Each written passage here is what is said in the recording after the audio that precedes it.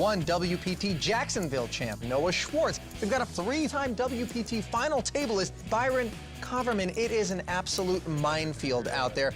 Let's talk a little bit about Jake Schindler. That's the name that I think is a little bit less familiar to folks. Yeah, Jake has come on the tournament scene within the last couple of years, and he's come on really strong. He has a lot of live experience, but he also has very strong fundamental game. So I think Jake is one of those kind of combination players that can be extremely tough and has had a lot of success and really puts pressure on his opponents. I really like Jake's game. He's one of the most feared players whenever he sits down at the table. You talked about pressure. That's exactly what Bryn Kenny is feeling, sitting on just 12,600 in front of him, in stark contrast to your chip leader, Noah Schwartz, who's got 133,300. As we kick the action off, the blinds are at 400 and 800. The ante is 100. The button is on Noah Schwartz, your chip leader, and first to act will be Jason Mercier. It never feels good when you look across at the table and someone else has over 10 times your chip stack. Yeah, no question. Bryn essentially in one of those all-in or fold situations pre-flop. Action is opened with a raise to 1,600 by Mercier with the pocket deuces. And see what you do. Folded to Schwartz with the suited connector. You only look at one and then raise. So I know you And he's just going to smooth call. Bryn folds the small blind.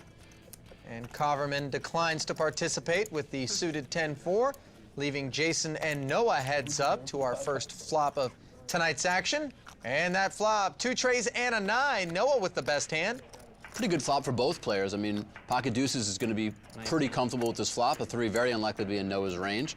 So unless Noah has a pocket pair or happens to have a 9, Jason should have the best hand. And Noah, of course, with 10-9 suiting, hitting a 9 here, feeling pretty good. Betting a call of 1,900. The turn, an inconsequential 7 of spades. Mercier checks, and Schwartz checks behind him. A third 3 on the board. Both players with a full house. A little surprised by Noah's check on the turn, but he does play a little bit more conservatively in some of these spots than some of the other players. And now Mercier betting 1,800 into a pot of 8,800 on the river. This is kind of a strange bet from Jason. It seems like he's trying to go for value with his pocket pair, maybe against a hand like ace-jack or ace-queen, but seems too weak to me. Schwartz makes what I imagine is a pretty easy call for him. Yeah, especially against Noah. I don't like this value bet here. Schwartz, is this 9 you? Oh, man. I feel bad.